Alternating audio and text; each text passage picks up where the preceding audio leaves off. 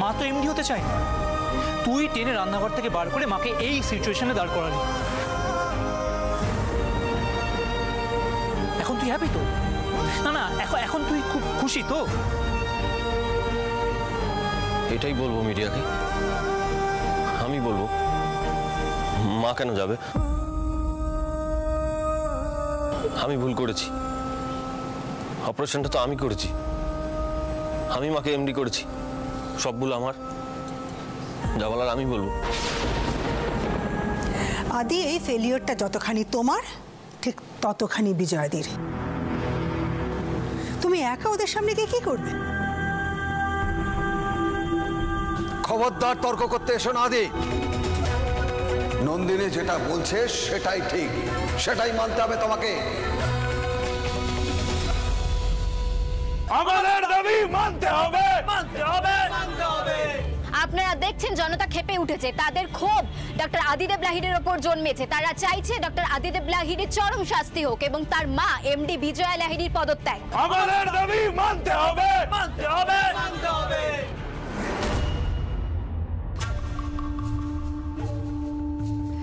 নমস্কার, আমি নন্দিনী ব্যানার্জি, মেডিনেস্টের প্রাক্তন এমডি এবং স্টেক হোল্ডার। এই অনিচ্ছাকৃত ভুলের জন্য আপনাদের কাছে ক্ষমা চাইছি। এইসব মিষ্টি মিষ্টি সরি থ্যাংক ইউ বলে কোনো লাভ হবে না, তাতে আমরা ভুলবো না। আমাদের বিচার চাই। থামুন থামুন প্লিজ, আমাদের কথাটা তো শুনুন। আপনি কে? আমরা তো বিজয় লাহিড়ীর নামে স্কিমে বাবাকে ভর্তি করেছিলাম। সবটা জানি, বিচার আমরাও চাই। ইনফ্যাক্ট সেই জন্যই আজকে আমরা একটা আর্জেন্ট বোর্ড মিটিং কল করেছিলাম এবং ফাইনালি আমরা বিচারের একটা সিদ্ধান্তে এসে দাঁড়িয়েছি। একদম চুপ। আর এই যে চ্যানেল, মাঝখানে ফোরন কাটবে না। নিন ম্যাডাম, বলুন কি বিচার, শুনছি। দাঁড়ান বিজয়াদি,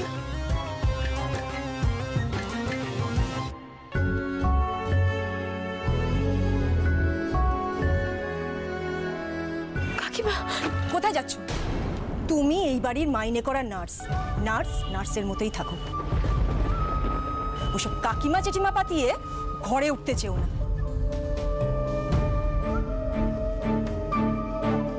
এখন আর ভয় পাওয়ার সময় নয় বিজয়াদি। কামান, আমি যা যা বলছি শুনে শুনে ঠিক সেগুলো বলো।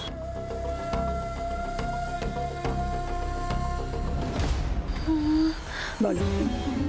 বলছি, আমি বলছি।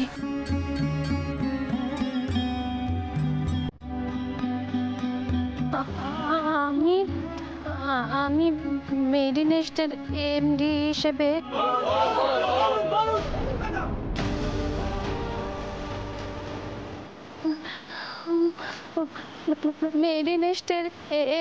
হিসেবে এই যা ঘটনা ঘটেছে, যে ভুল হয়েছে, তার সমস্ত দায় আমি নিজেই মাথা পেতে নিচ্ছি। ডাক্তার আদিদেব লাহিড়ীর বিচার চাই, বিচার চাই, বিচার চাই, বিচার চাই। ডাক্তার আদিদেব লাহিড়ীর বিচার চাই, বিচার চাই, বিচার চাই, বিচার চাই। ডাক্তার আদিদেব লাহিড়ীর বিচার চাই, বিচার চাই, বিচার চাই, বিচার চাই। ডাক্তার আদিদেব লাহিড়ীর বিচার চাই, বিচার চাই, বিচার চাই, বিচার চাই।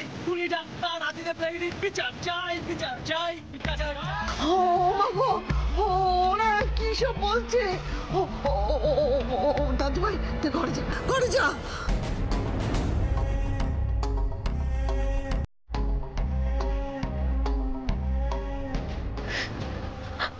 আমি সকলের সামনে স্বীকার করছি যে এই পদ সামলানোর মতো যোগ্যতা বা শিক্ষা কোনোটাই আমার নেই।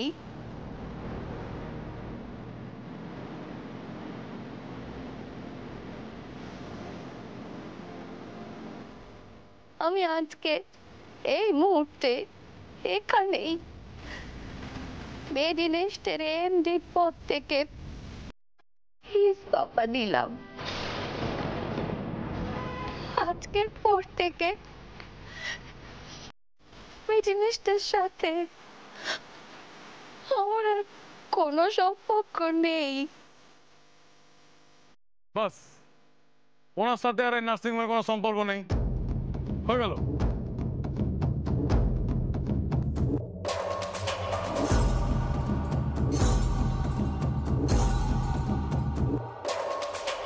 ইনি নিজে নিজের চেয়ার থেকে রিজাইন করেছেন।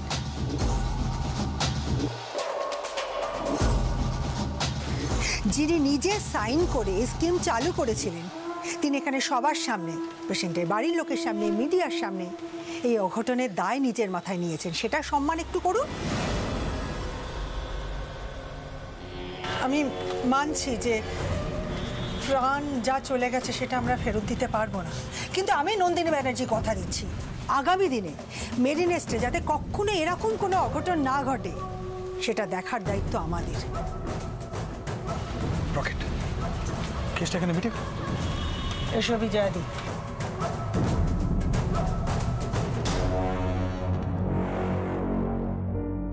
আজ বাবার সাথে সাথে আরো অনেক কিছু শেষ হয়ে গেল কাকিমা, অনেক কিছু। কেসটা এইটুকুই ছিল শালা বাবু, কিন্তু কেমন আদা খেচড়া হয়ে শেষ হলো না? মানে ধর ওদের চেয়ারে তো ওদেরই বাড়ির কেউ বসবে, আর এদিকে খবরের লোকগুলো খবর বেচে মাল কামাবে, আর আমাদের তো যাকে তাই। তুই কি চাস বিপ্লব? আমার আর বিপ্লব তো পকেটে, আমাদের তো লাভের লাভ কিছুই হলো না। এবার হবে, পেঁচিয়ে কাটলেই না মোটা টাকা ওষুধ। এই যে শুনুন,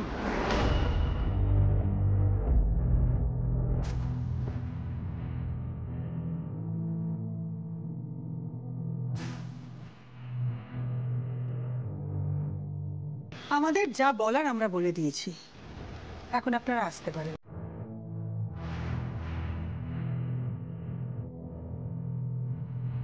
আসতে বলেন মানে?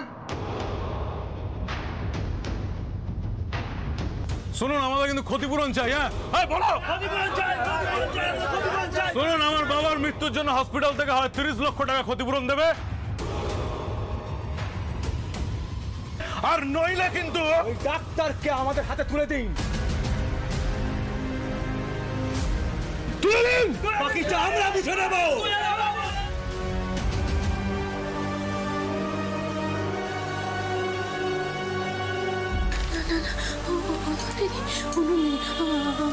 আমি তো তোমার কথা মতো সবটা নিজের কাঁধে নিয়ে যাওয়া আমার ছেলেটা। এবার কি হবে না দিদি, কি হবে এবার? আরে বের করে নিয়ে আসুন ডাক্তারকে, কোথায় খাপটি মেরে বসে আছে? আরে কি হলো ম্যাডাম? এই বোর্ড মিটিং এর বিচার আমরা মানি না, মানবো না, মানছি না, মানবো না, মানছি না, মানবো না, মানছি না, শাস্তি চাই, শাস্তি চাই। বলছি, এটা তো কথা ছিল না। তোমাদের কাজ হয়ে গেছে, বাকিটা আমরা বুঝে নেব। চুপচাপ কেটে পড়ো। কিন্তু কথা তো এটা, মেডিনেসদের দালালদের কথা আমরা মানবো না, মানবো না, মানছি না, মানবো না, মানছি না, মানবো না, দালালদের কথা মানছি না, মানছি না। হবে না ম্যাডাম, কিছুতেই মানতে চাইছে না। হবে না মানে? আদি এখন ওদের কাছে যাবে?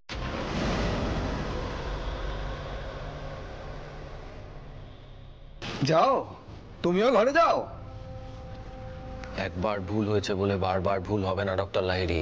মানে কি করবি তুই? তুই কি করতে চাইছিস?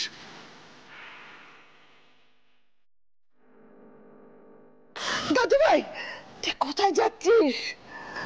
আমাকে বাইরে যেতে হবে, জানো, বাইরে মা বাইরে গেছে না, আমি মাকে ঢাল করে না ঘরের ভেতর বসে থাকতে পারবো না, আমাকে ফেস করতে হবে, ওদের সামনে যেতে হবে আমাকে। আদি, তুই ভুলে যাস না, যে মানুষটা বাইরে দাঁড়িয়ে সমস্ত দোষ মাথার উপরে নিয়েছে না, এটি কিন্তু আমারও মা হন, আর আমি এটা মেনে নিতে পারছি না।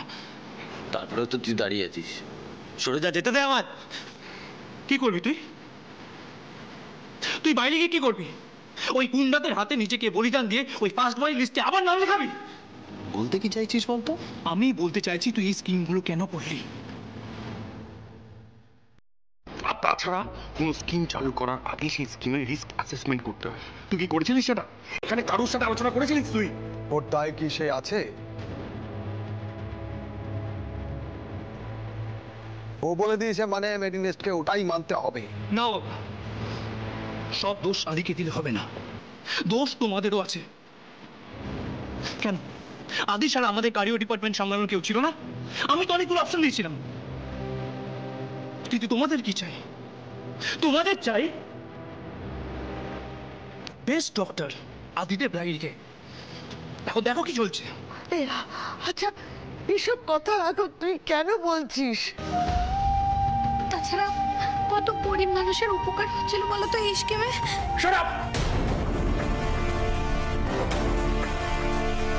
তোমাকে কেউ অধিকার দিয়েছে এখানে কথা বলা? এখানে কেউ জানতে চেয়েছে তুমি কি জানো, কি ভাবো, কি বোঝো? না তো, যাও ঘরে যাও।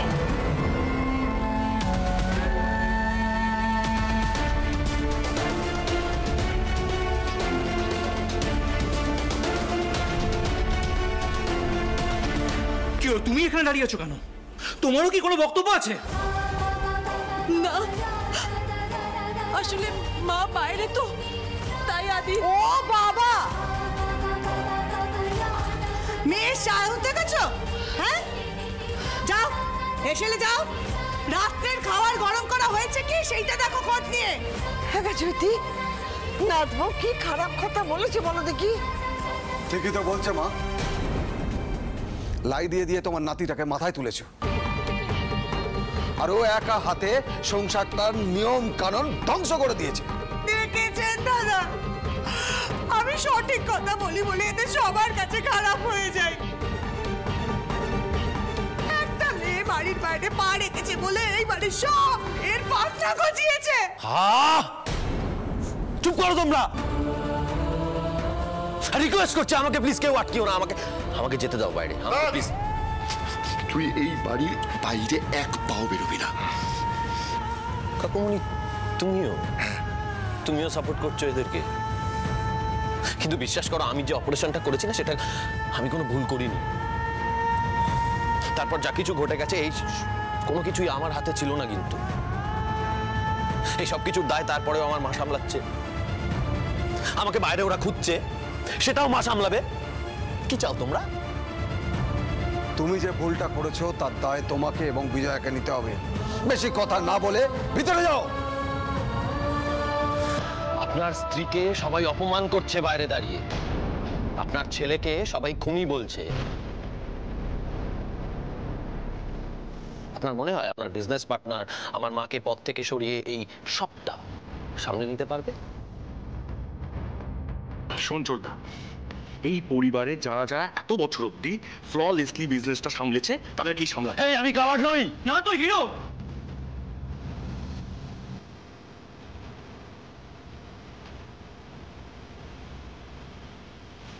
তুই তো হিরো, ছোট থেকেই তুই আমাদের মধ্যে হিরো ছিলিস, আর আজকে দিনও নিজেকে হিরো না প্রমাণ করে তুই থামবি না। সেটা তুই যা খুশি ভাবতে পারিস, তাতে আমার কিছু এসে যায় না। আমি তো যাবো। আদি না, আদি তুই যাবি না। আটকাস না আমাকে, প্লিজ ছেড়ে দে। আদি তুই কোথাও যাবি না। আটকাস না, না ছোড়দা, আটকাস না আমাকে। আদি তুই যাবি না। আমাকে আটকালে লাইনে বাড়িতে আগুন জ্বলবে। ছেড়ে দে ভাই। আদি ছোড়দা।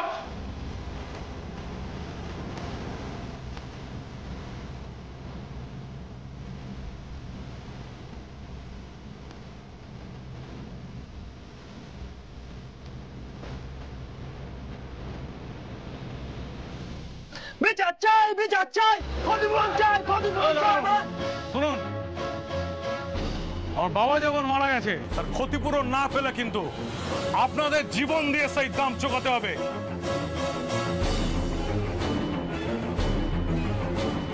আজ না তো এখানে কিন্তু আগুন জ্বলবে। চুপ করুন আপনারা।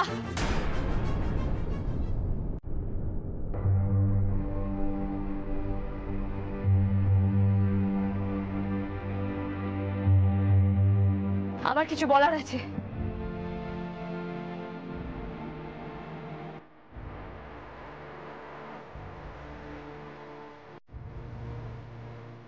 যিনি মারা গেছেন তিনি আমার বাবা, তাই এবার যা বলার আমি বলবো।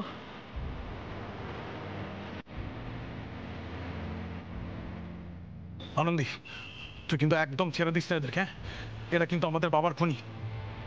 তুই সুদে আসলে সমস্ত হিসাবটা বুঝে নিস।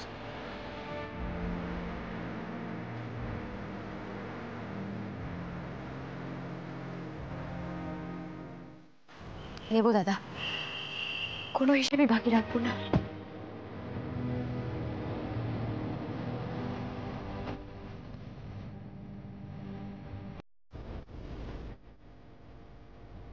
যাক বাবা, সুমতি হয়েছে। তুমি দেখো ঠাকুর, আর যেন পিছন ফিরে না তাকাতে হয়। এই মেয়েটাকে বাড়িতে জায়গা দিয়েছিলে না তোমরা? এবার দেখো কিভাবে ছুরি মারে।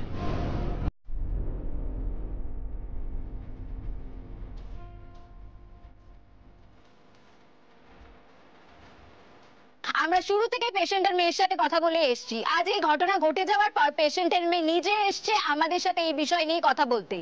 বলুন আনন্দী ঘোষ, আপনি আপনার বাবার মৃত্যুর জন্য কাকে দায়ী করছেন?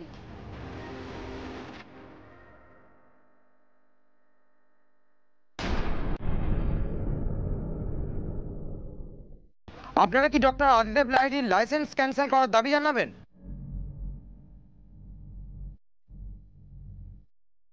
নাকি আপনিও আপনার দাদার মতন ক্ষতিপূরণ পেলেই খুশি?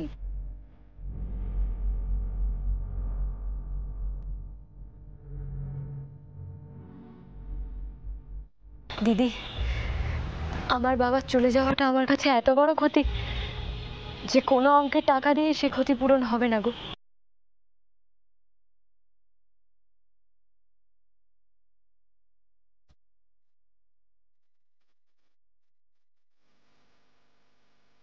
ওই তো ঠিক নিজের রং দেখিয়েই দিল। আজকের এই ঘটনার জন্য যদি সত্যিই কেউ দোষী হয়ে থাকে, তাহলে সেটা আমার কপাল।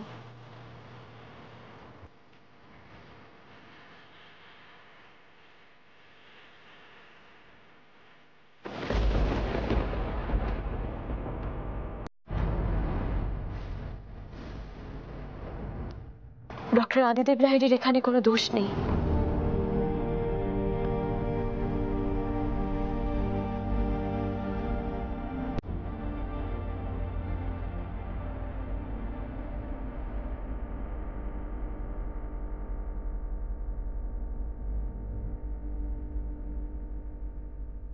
মেডিনেস্টের মতন বড় নার্সিংহোমে আমি আমার বাবাকে নিয়ে এসেছিলাম চিকিৎসার জন্য।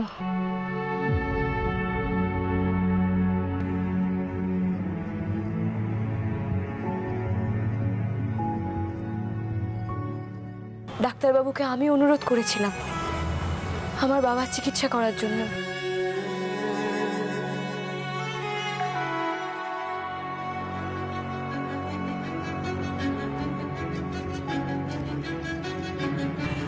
কারণ সাধারণ মানুষদের কাছে ডক্টর আদিদেব লাহিড়ী ভগবান।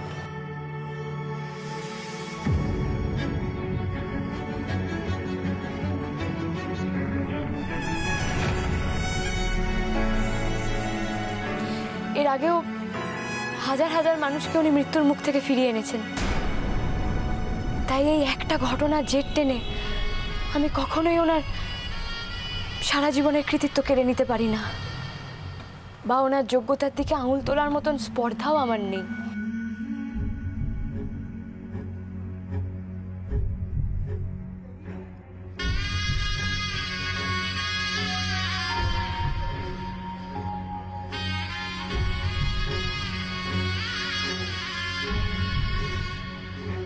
আমরা সবাই ডাক্তারদের ভগবান বানিয়ে দিই, কিন্তু দিনের শেষে তো তারাও রক্ত মাংসের মানুষ।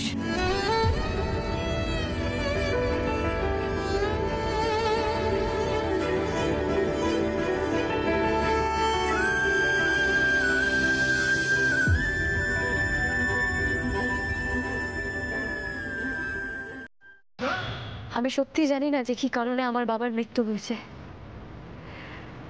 কিন্তু আমার বাবার মৃত্যুর পিছনে যে ডক্টর আদিদেব লাহিড়ীর কোনো ত্রুটি নেই সে ব্যাপারে আমি নিশ্চিত।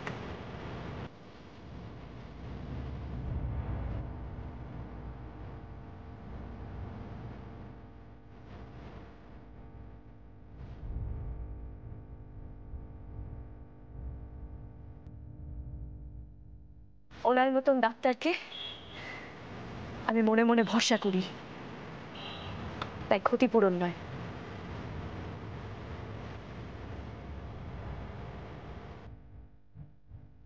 সদ্য বাবা হারানো একটি মেয়ে আপনাদের সবার কাছে হাত জোড় করে অনুরোধ করছে, আপনারা শুধু শান্তি দিন।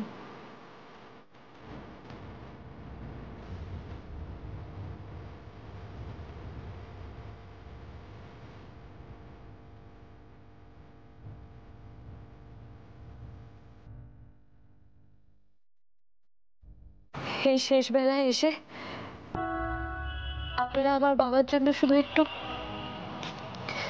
আমার বাবার আত্মার জন্য শুধু একটু শান্তি প্রার্থনা করুন। আমার আর কিচ্ছু চাই না, কিচ্ছু না। আপনারা এখান থেকে আসতে পারেন।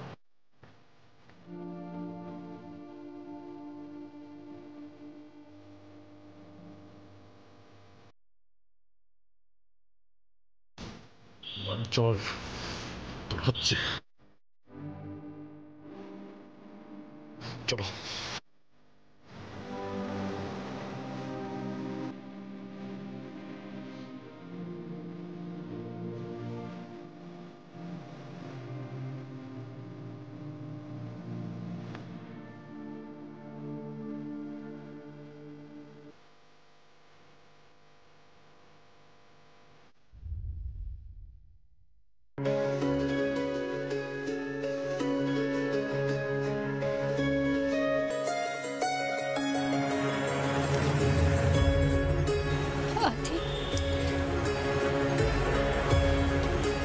মেয়েটা আজ তোকে বাঁচিয়ে দিল রে আদি।